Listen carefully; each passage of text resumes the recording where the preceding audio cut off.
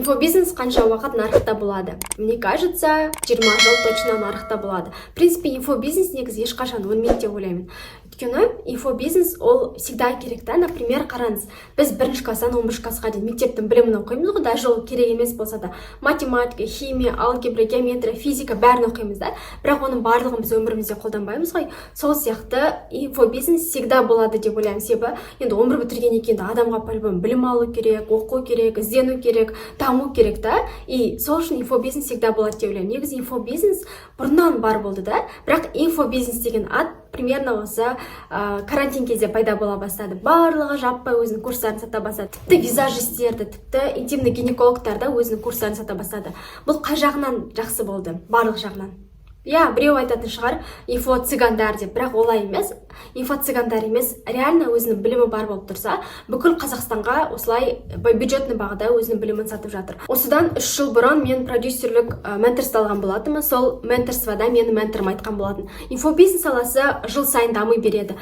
Жыл сайын осы инфобизнестегі өзін типа эксперт санап жүрген псевдоэксперттер фильтрлана бастайды деп, яғни олар асықпай нарықтан жоғала бастайды деп айтқан болатын. Негізі личный бренд осы инфобизнесте өте маңызды. Не только инфобизнесте, барлық жерде қазір личный бренд маңызды.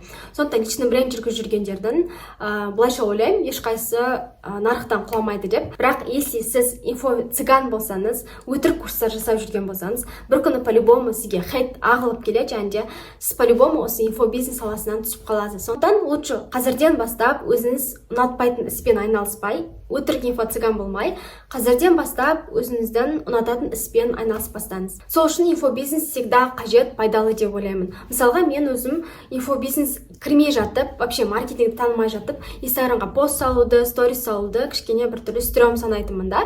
Ал қазір мен инстаграмға рилс салмай, сторис салмай өмір сүре алмаймын. Себебі білемін, менде қаншама бойымда потенциал бар, и мен ол потенциалдарды адамдарға беруге келгенімді. Яғни мен өмірдегі миссиям, өмірдегі икигайым адамдарға өзім біліммен бөлісу. Мен әрине мотиватор емеспін, мен коуч емеспін. Мен просто өзімдегі бар білімді бөлсем, даже қазіргі мен айтып жатқан барлық да. Менің просто өмірде қолданатыным, өмірде білетін білімдерім. Бұл білім деп те айтпай, мен өзім опыттарымен, өзімнің кішкене кеңестерімен бөлсем да. Осы YouTube каналды ашқан себебім де осы.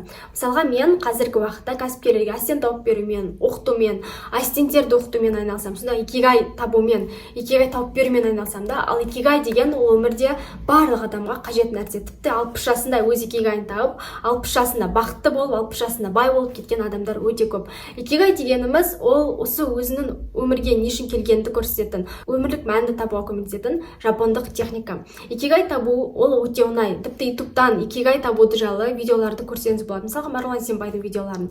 И сол икигай бойынша алдағы уақытта өздеріңіздің өмірлеріңізді құрасыздар. Енді инфобизнеске қайта оралатын болсақ, инфобизнес мен айттым ғой, жаңа 20 жыл точно болады, 20-30 жыл точно болады. Мысалға, мен қазірдің өзінде тоже өзімнің инфопродукттарын сатып жатырмын. Ол мысалға мини-босс курсы ассистенттерге арналған, икигай курсы ол тоже, и икигай услугасы, яғни адамдардың икигайын тауып беруге көмектесемін. Мен осыларды сату арқылы өзімді инфо-цыган деп санамаймын. Себебі бұл әрбір адамға қажет. Біреуіне көмектеседі, біреуіне көмектеспейді. Бұл жерде инфобизнесте курс алғаннан кейін міндетті түрде оны практикаға қолдану керек. Практикада қолданылмаса, ол мүлдем ақша келмейді. Сондықтан инфобизнестегілердің барлығы да инфо-цыган деп санауға болмайды. Инфо-цыгандар бар, көшіріп алатын, өзі білмесе де нәтиже шығармаса да сата беретін адамдар бар. Бірақ инфобизнесте өзінің білімін реально прям арзан бағаға, бюджетный бағаға прям бөлісіп жатқан адамдар өте көп. Вот солардың ішінде мен де бармын. Негізі мен өзім маркетингде 4 жыл жүрген адаммын. Тіпті 4,5 жыл десем де болады. Маркетингтің ішінде продажамен де айналыстым, продюсерлікпен де айналыстым, организациямен де айналыстым да. Негізі ішінде өте көп білім бар. Мен мысалға икигайдан бөлек, бизнес ассистенттен бөлек маркетинг курсын ашсам болады, SMM курсын ашсам болады да. Бірақ мен оларды ашқым келмейді, потому что инфо-цыган болмаймын, но маған ұнамайтын еді ол курстарды, өзім көргім келмеген курстарды мен ашқым келмейді.